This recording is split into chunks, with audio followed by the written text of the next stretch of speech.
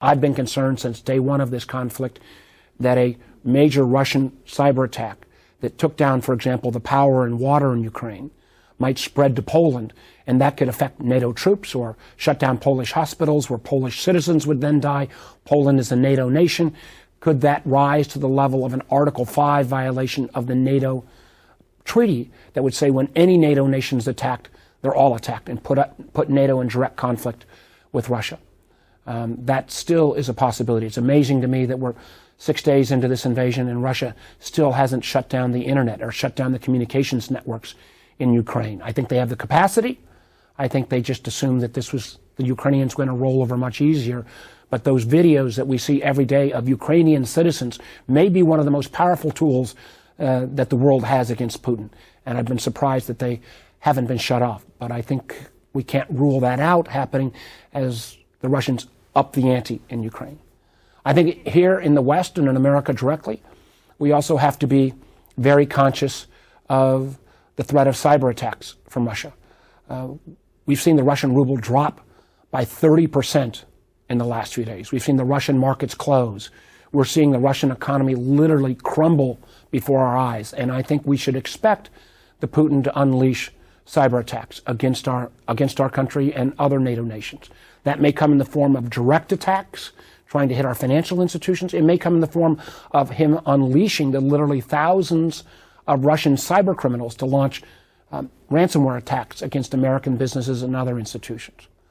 We have raised our shields as high as we possibly can, but the truth is, you take a first-tier nation like Russia in terms of their cyber capabilities, and they literally have hundreds, if not thousands, of cyber weapons, chances are they will get into some of our networks. So the key things is our resilience. Can we bring our networks back up as quickly as possible? And one of the things that we have heard from our cyber experts, both in the public sector and the private sector, and Congress needs to act on this week. We need to join other industrial nations in the world and have a mandatory requirement that if you are attacked in a cyber attack, you have to tell the government, not so the government can do anything against you, but so that we can actually warn other people in the private sector of these kind of attacks.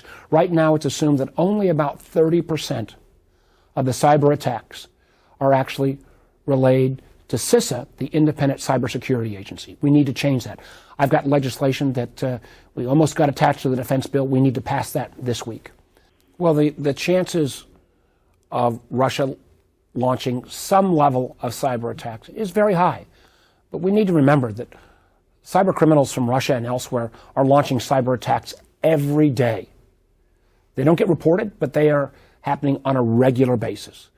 We may see elevation, and if the Russians, the GRU and the FSB, their spy services, launch their top teams, they will probably get into some of our networks. And we have always had as a policy a concern about tit-for-tat cyber escalation, because the challenge is when you release a piece of malware into the wild, particularly if it's got a kind of a worm capabilities to go beyond a single network, you can't control that by geographic boundaries. So, there is enormous concerns about cyber escalation tit-for-tat. Short term, I think we're going to be fine in terms of our resilience of our networks, but it is an area where we have literally hundreds, if not thousands, of cyber weapons. So do the Russians, and we should fear some level of escalation. On Putin's raising his nuclear readiness, he has a lot of weapons. But the truth is, he would not be using this kind of provocative language if he did not feel he was losing on the ground in Ukraine and losing in the court of world opinion. This is somebody who is trying to strike fear because the Ukrainians are not rolling over with his invasion. We have to be very cautious about escalation and having a direct conflict between NATO and Russia. But we cannot walk away from our commitments to NATO. We cannot walk away from continuing to supply our Ukrainian friends with arms. They are not a NATO nation, so we don't have an Article 5 issue there, but we do with Poland, Romania, the Baltic states.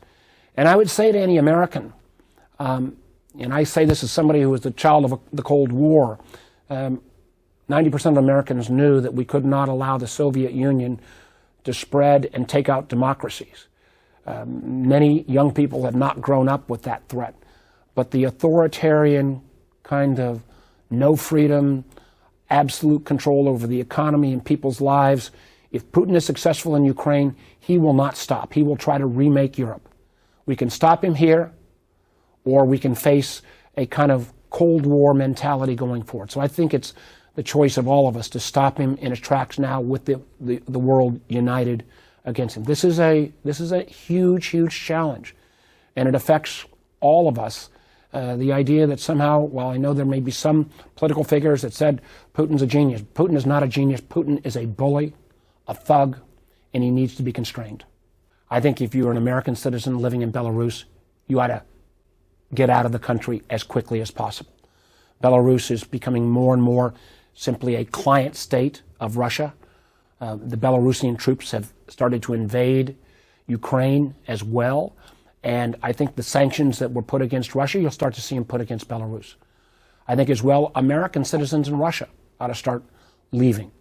We made the request 3 weeks ago, 2 weeks ago, for all the Ukrainian American citizens to get out, or American passports in Ukraine to get out. Unfortunately, many people didn't get out because they just didn't believe that Putin would go this far.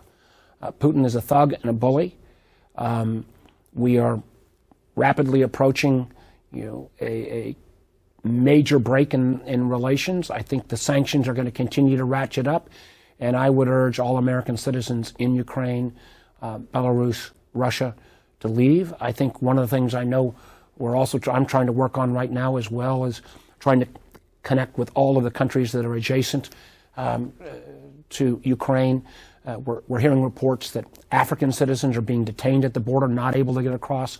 I think we need to stand for free flow of citizens, and those citizens, even if they are not Americans, ought to be able to exit harm's way in Ukraine as well. So short message is to get out, and they ought to try to contact their American consulate services and others if you're in Belarus on the easiest, quickest, fastest way to leave the country. One of the things I think we can be assured of is that even if the Russians take Kyiv or take out the Ukrainian military, I think as we've unfortunately learned, you can take the cities, but can you control the population? I think the Ukrainians are going to fight back. We've seen reports of over 100,000 citizens who've taken up arms in the so-called territorial units. I think there has been planning on how they can resist. We've seen the images of the Ukrainian citizens making Molotov cocktails that they could throw on Russian tanks and troop carriers for an occupying force. So how Russians hold the territory they capture in a military strike is an open question. I think one of the things, if the Russians are successful in taking Kyiv, the hope we have is there could be some level of Ukrainian continuity of government probably in the western part of the country. And I hope America and our NATO allies would still supply that government in exile, or that government in the western part of Ukraine, the kind of supplies and arms they need to continue the struggle. We cannot let Putin's military superiority end up squashing the aspirations and the freedoms that the Ukrainians have enjoyed over the last few years. Remember, the Ukrainians took to the streets 5 or 6 years ago, and we've seen those images in the Maidan, which is the central square in Kyiv, and literally threw out at that point, at cost of many lives, the pro-Russian government. Ukraine wants to be with the West. If we don't stand with those forces, and clearly if we don't stand with our NATO allies, then America's leadership in the world will be undermined. And frankly, that goes beyond American leadership. The whole sense that democracies can stand up to authoritarianism will be undermined.